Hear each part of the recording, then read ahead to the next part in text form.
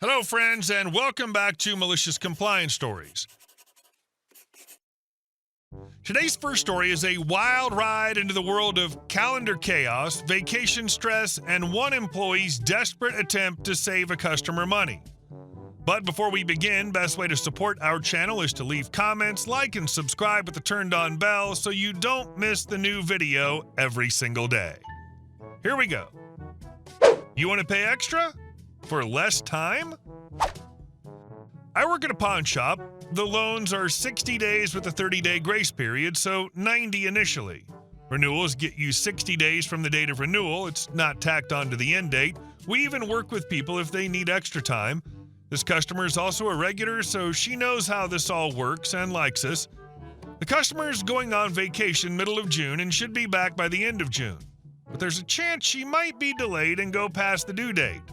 Her loan is due July 7th. She's stressed that there's some chance she might not be back by the due date. She just insists that she needs to renew to get enough time, but can't give me any idea what date or anything on what would work. Just the current due date isn't enough. Renewing it gives her less time, July 3rd. Well, she can definitely be back by then. I try to explain she has more time already, but maybe she thought it was due June? Which doesn't make sense, and she leaves after that date, but maybe still confused. Nope, she understands it's July, but she just needs to renew to make sure she has time. Try to also explain that I can give her a few more days if she needs it. Nope, can't get over the stereotype that pawn shops want your crap and will jump on taking it the day after. Turn my monitor to show a calendar, maybe a visual will help. Nope, current due date doesn't work for her, but renewing it will.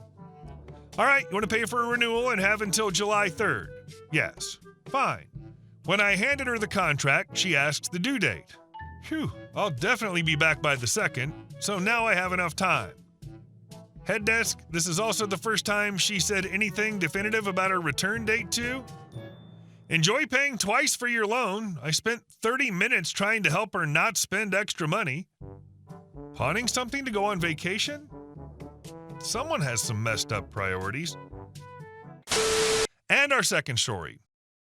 You sure you want me to flag your product line as not recommended? Okay. This is an electronics hardware MC. This happened more than a decade ago. I worked many years as a hardware developer at a big electronics company. My role spanned the gamut for an electrical engineer, but one thing I did often was board-level design for digital circuits.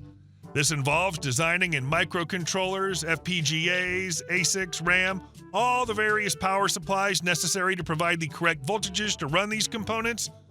For digital circuits, we generally didn't want to mess with custom-tuned power supplies, so when little off-the-shelf supplies with everything built in came on the market, we gave them a really close look. This one small chip company managed to work their way into our supply chain. I'm not sure how they did it. They had local offices, and the sales guy was a friend of a friend or something. Regardless, their parts were convenient, small, stable, acceptably priced, so over a couple years, a handful of their parts got designed into some products. Meanwhile, some of the bigger chip companies, places like Texas Instruments, started designing very similar parts, ones that were a little newer, a little smaller, a little cheaper, a little more stable. We were really incentivized to reuse parts to improve supply chain management and get volume price breaks, so despite the other options, the little guy kept winning business for a while. Eventually, I ended up in a position talking to this sales guy, and he had to tell me all about their new product line. It was a little smaller, a little cheaper, a little more stable than their old line. It was so much better, in fact, that he told me that we shouldn't design their old products into anything again. I tried to clarify whether they planned to discontinue their old product line or if there were known quality issues with their old line, but he did the usual sales guy thing of not really answering the question, and he just insisted that the new line was better and we should use it exclusively moving forward. Now, I don't think there was anything wrong with those old parts, and as far as I know, those old products still ship with those parts today. But I couldn't get an answer clear enough to satisfy myself as an engineer. We had a way to flag parts in our internal system as not recommended for new designs. I told him that we always look internally before we design in new parts and that I could mark the old parts as not recommended, ensuring they weren't reused. He said that was a great idea and I should absolutely do it to all their parts in our system. I clarified that it would just mark their parts as not recommended, not suggest replacements, but he insisted we shouldn't use those old parts and marking them was correct. So given my other uncertainty, I complied, put in the change order, and this company's entire product line was marked as not recommended in our system. The fallout was pretty simple. Very next design I did, I had to design in a supply, and the TI part had been on the market for a while at that point. They were a big, known, good partner, so it just made sense to design them in. That part had a wide variety of drop-in versions for different voltages and loads, and since one version was in our system, it was easy to reuse its footprint and add the version needed. So for design after design, various engineers stuck with the new line. I assume that small companies' new products released eventually. They probably sent me the data sheets, but I don't think I ever spoke to that sales guy again. And my company never designed in another one of their parts. The TI parts, after all, were in our system, and we were incentivized to reuse them for supply chain management and volume price breaks. Ah, yes, salespeople. There's salespeople that are honest with what they know, rely on the development and engineer teams to keep them up to date on what's working and what's even possible, and are the kind that get frequent return customers. Then there are the guys that are so concerned with making a profit that their screw-ups are easy prophecy. And our last story. Boat thieves, bad lies, and one very satisfying arrest. Living in a waterfront duplex sounds like the kind of dream you'd find in a real estate brochure. Morning coffee with lake views, the sun glinting off the water, quiet evenings with the sound of waves gently lapping at your dock. That's what we thought we were getting into until Karen and Frank moved in. They weren't just bad neighbors, they were the type of people you'd think only existed in sitcoms or internet revenge stories. Frank looked like the dictionary definition of permanent beer buzz, always wearing stained tank tops, flip-flops, and a scowl. His favorite pastime, lobbing empty beer cans over our fence while muttering about people disrespecting his woman. That woman, of course, was Karen, his bleach blonde banshee of a partner who managed to turn every mundane interaction into a dramatic public meltdown. Her voice was shrill enough to wake wildlife across the lake, and somehow every squabble they had, which was often, became everyone's business. We did our best to keep our heads down and enjoy our half of the property. We maintained our garden, repainted the deck, and even improved the dock, which included an extra slip we'd been renting to sweet retired couple, the Wilsons. They were the ideal tenants, respectful, punctual, and quiet. Their cabin cruiser was always neatly tied up, never overstayed, and they even brought us homemade banana bread every now and then. But of course, tranquility doesn't sit well with people like Karen and Frank. It started innocently enough. Frank had a 30-foot fishing boat he was irrationally proud of, a rusting monstrosity named the Widowmaker that belched more smoke than a coal plant. The problem? His side of the dock only had about 15 feet of usable space. For years, he'd crammed it in awkwardly or left it tethered to the seawall at an angle. It was unsightly but manageable until he got it into his head that our slip was more fair for him to use. We didn't hear about this plan directly. Instead, while we were away visiting family for 3 weeks last summer, Karen and Frank decided to take matters into their own hands.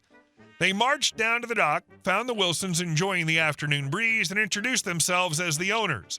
With absolute confidence, Karen informed them that we'd changed our minds about the rental agreement and needed the slip back for family use. When Mr. Wilson hesitated, Karen threw in a sob story about a cousin needing surgery and how boat therapy was the only thing keeping Frank sane. By the time we got home, the Widowmaker was smugly bobbing in our slip, and the Wilsons were gone. I found out the whole saga the next day through a scathing 1-star review on our rental page. Heartless landlords went back on our agreement and booted us out mid-season, it read. We thought we were dealing with honest people. My stomach dropped. I called the Wilsons immediately and explained that we had never, ever spoken to them about terminating the rental. When I heard the details, Karen's sob story, Frank's we own the whole dock claim, everything clicked into place. I was furious. Not just the deceit, but the gall of it all. They had impersonated us, evicted our renters, and helped themselves to our property. So I called the police. They arrived on a sunny Thursday afternoon. Karen was barefoot on the dock with leopard print leggings, and Frank was shirtless, pacing and fuming like a kettle about to blow. The moment the officers explained why they were there, Karen launched into a screaming fit about how you can't own seawater and docks are public property anyway. Frank, meanwhile, toggled between aggressively explaining maritime law, incorrectly, and threatening to sue everyone in sight. Then came the moment I'll never forget. One of the officers, clearly done with the nonsense, said, "Move the boat or we'll impound it." Frank didn't take it well. He shoved the officer, just enough to trigger the handcuffs. Karen let out a wail that could have triggered car alarms. She tried to argue, but no one was listening. Frank was loaded into the back of the cruiser, and Karen just stood there, mouth flapping like a beached fish, her face redder than her sunburn. We brought cookies to the station the next day. It felt like the neighborly thing to do. Also, it felt like a celebration. The legal aftermath was just as satisfying. Small Claims Court awarded us the remainder of the Wilsons' rental contract plus damages. The Wilsons moved back in, a little hesitant at first, but grateful when we comped 2 months' rent to make up for the ordeal. We even installed a security camera near the dock, just in case. Frank never tried to move the boat again. He wedged it angrily and crookedly into his undersized slip, where it still sits, an eyesore and monument to his own idiocy. These days, he watches us from behind the blinds like a kid grounded for bad behavior. As for Karen, the lectures have stopped. The shrill speeches about property rights and neighborly fairness have been replaced with the occasional cold glance and hurried retreat into the house. I think she finally realized that you can't scream your way into stealing what isn't yours. Living next to Karen and Frank was a lesson in patience, persistence, and legal property lines. But in the end, justice wasn't just served, it was docked. Frank really looked at a dock he didn't own and said, hey, mine now, like it was some budget episode of Pirates of Property Theft. And Karen? Ma'am, if your plan involves emotionally manipulating retirees and impersonating your neighbors, maybe rethink your life before yelling about public seawater in leopard print leggings. Hey guys, thank you all for watching the video. I'll see you in the next one.